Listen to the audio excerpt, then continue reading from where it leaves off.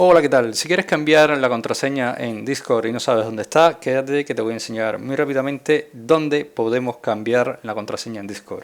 Así que vamos a entrar directamente a Discord y una vez que estamos aquí iremos a nuestro perfil. Haremos un clic sobre nuestro perfil y después le damos aquí al lápiz este que tenemos aquí para editar el perfil. Esto nos llevará a un menú o a una serie de opciones donde podemos editar nuestro perfil y lo que tenemos que hacer es irnos directamente a donde pone mi cuenta. Aquí haremos un clic y verás que te aparecen las opciones que tienen ya que ver con la contraseña y con la autenticación para que puedas entrar a tu Discord. Así que lo que vamos a hacer es un clic donde pone cambiar contraseña y te aparecerá la opción para cambiarla. Tendrás que poner la contraseña actual, la nueva contraseña y confirmar la nueva contraseña.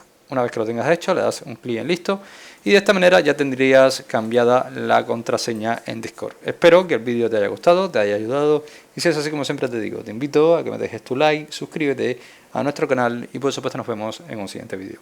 Chao.